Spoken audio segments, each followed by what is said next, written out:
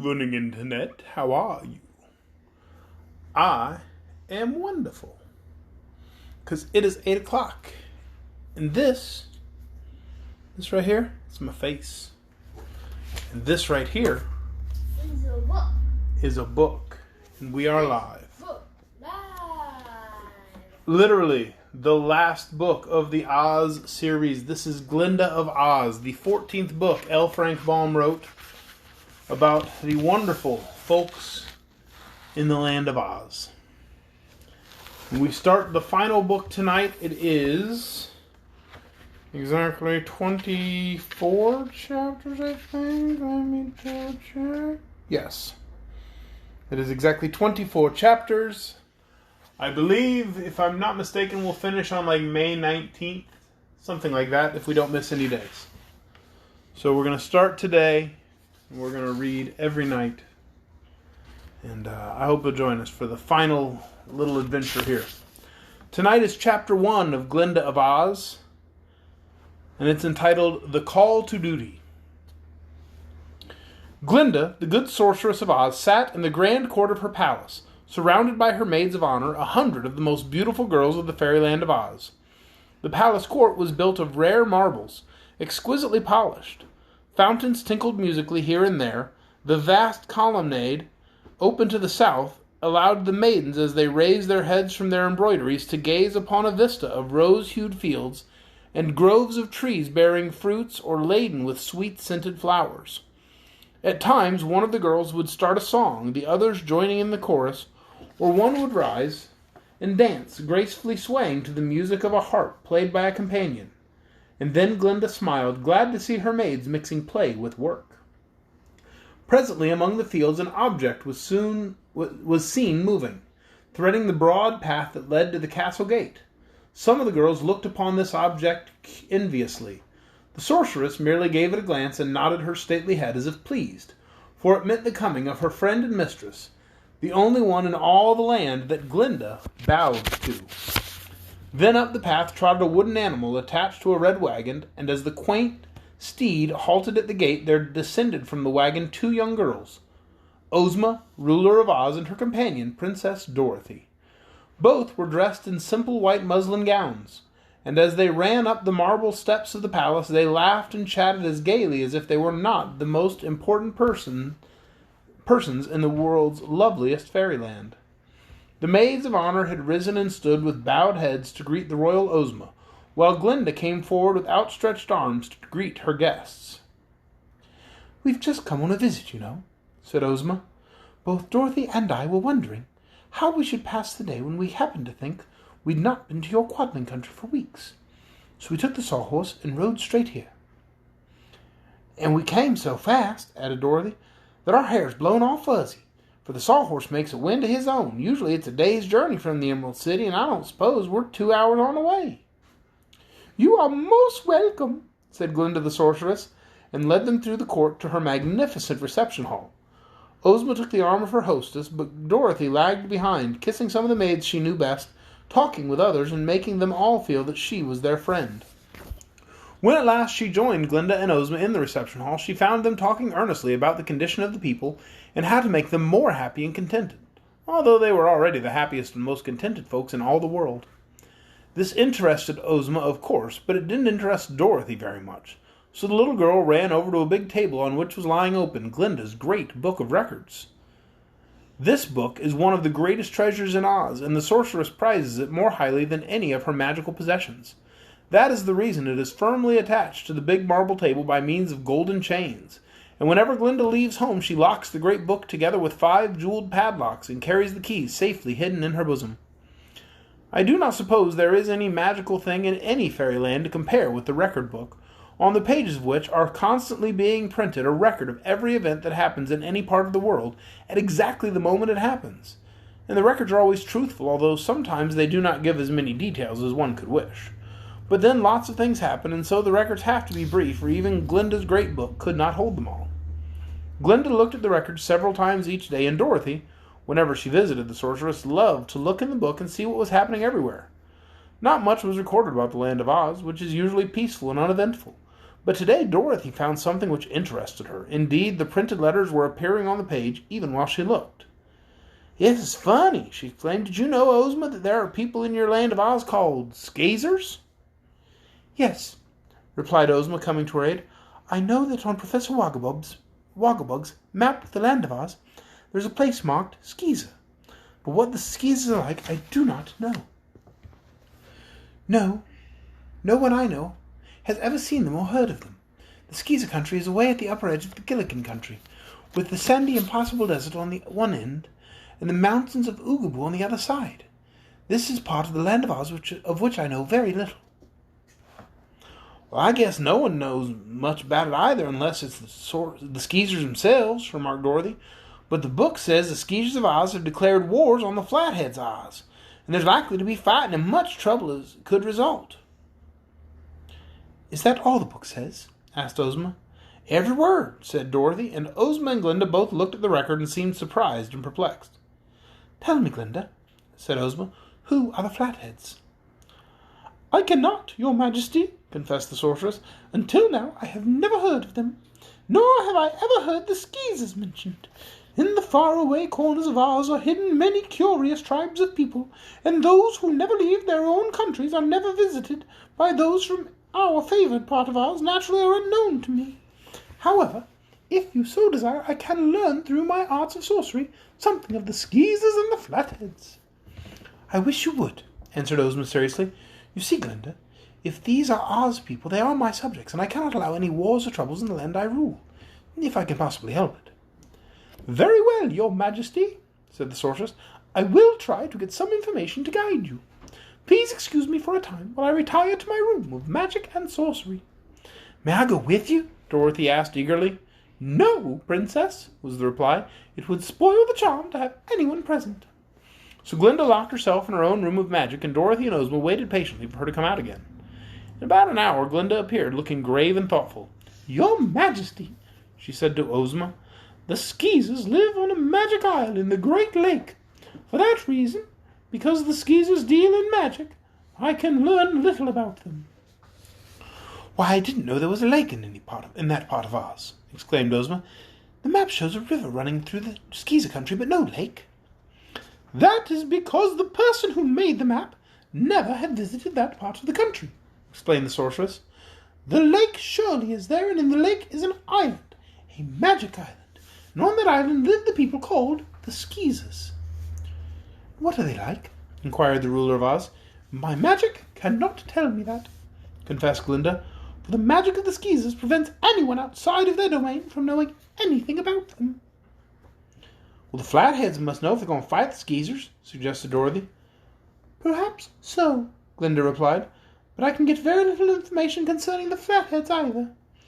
They are people who inhabit a mountain just south of the Lake of the Skeezers. The mountain has steep sides and a broad hollow top like a basin, and in the basin the Flatheads have their dwellings. They are also magic workers and usually keep to themselves and allow no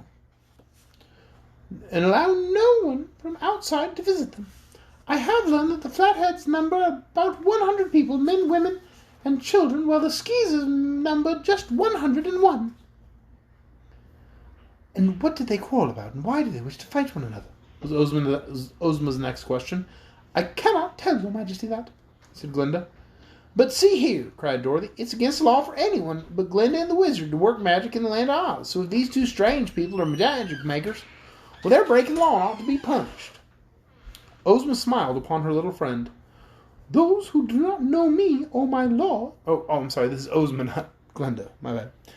"Those who do not know me or my laws," she said, "cannot be expected to obey my laws.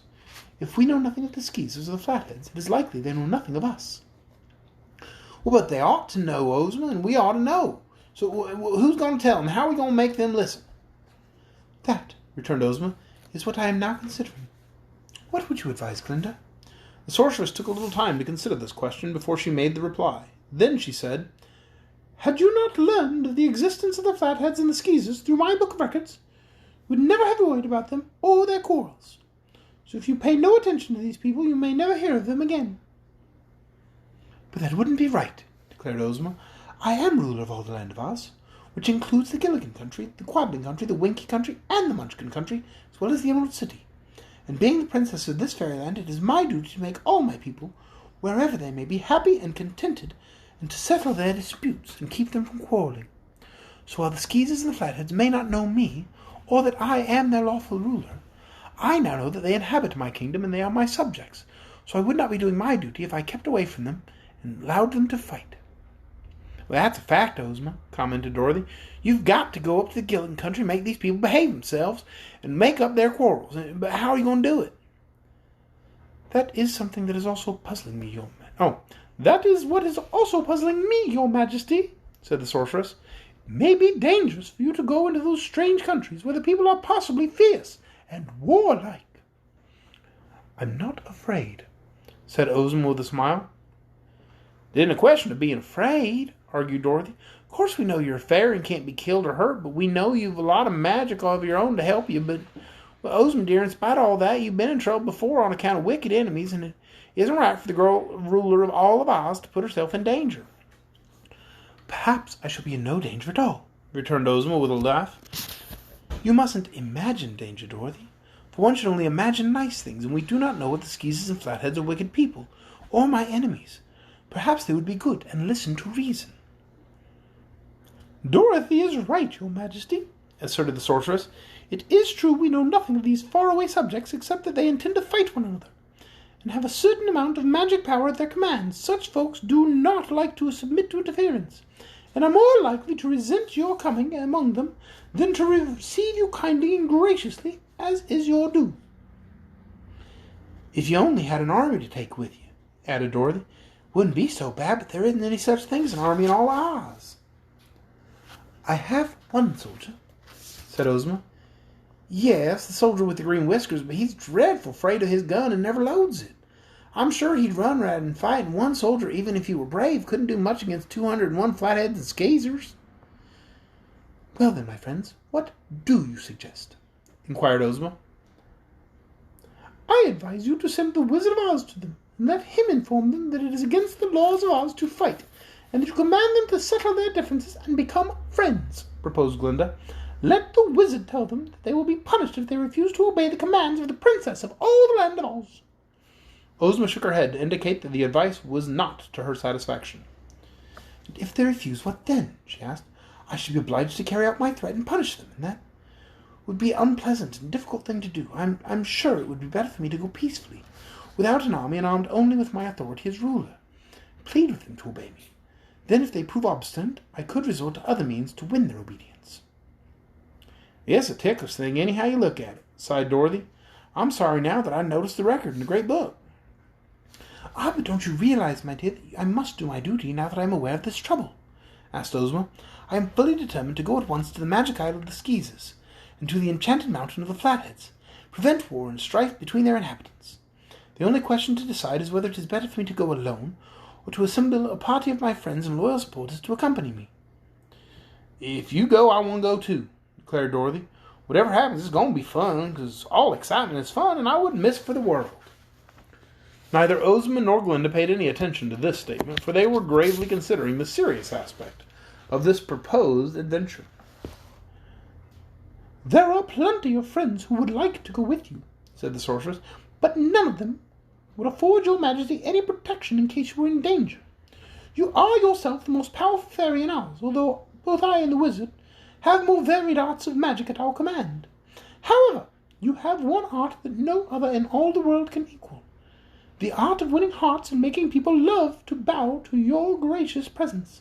For that reason, I believe you can accomplish more good alone than with a large number of subjects in your train. I believe that also, agreed the princess. I shall be quite able to take care of myself, but might not be able to protect others so well.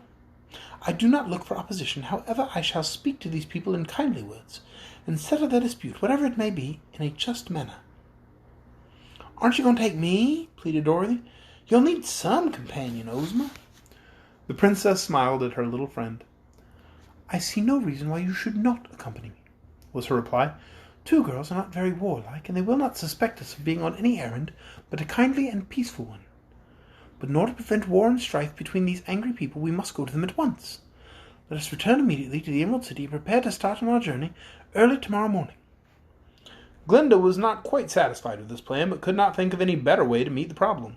She knew that Ozma, with all her gentleness and sweet disposition, was accustomed to abide by any decision she had made, and could not easily be turned from her purpose. Moreover, she could see no great danger to the fairy ruler of Oz in the undertaking, even though the unknown people she was to visit proved obstinate. But Dorothy was not a fairy. She was a little girl who had come from Kansas to live in the land of Oz. Dorothy might encounter dangers that to Ozma would be seen as nothing but to an Earth child would be very serious.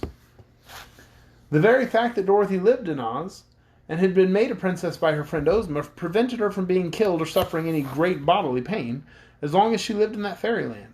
She could not grow big either, and would always remain the same little girl who had come to Oz unless in some way she left that fairyland or was spirited away from it.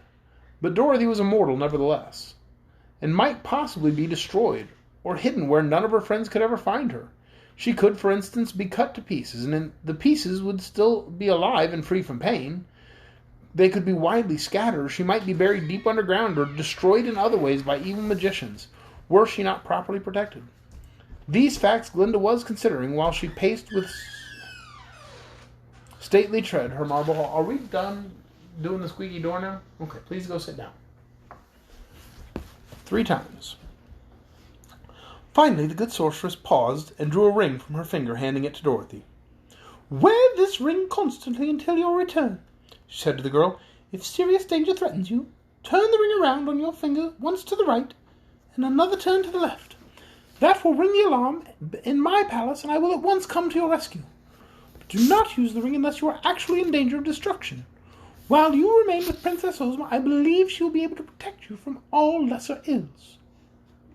"Well, thank you, Glinda," responded Dorothy gratefully as she placed the magic ring on her finger. "I'm going to wear my magic belt, which I took from the Gnome King, too, so I guess I'll be safe from anything the Skeezers and Flatheads try to do to me." Ozma had many arrangements to make before she could leave her throne and her palace in the Emerald City, even for a trip of a few days. So she bade goodbye to Glinda, and with Dorothy climbed into the red wagon. A word to the wooden sawhorse started that astonishing creature on the return journey, and so swiftly did he run that Dorothy was unable to talk or do anything but hold tight to her seat all the way back to the Emerald City. And that is the end of Chapter 1. It was a long chapter, my goodness. The end of Chapter 1 of Glinda of Oz.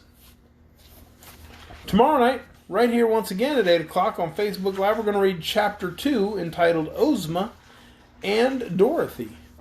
I do hope you join us then. Good night, everyone.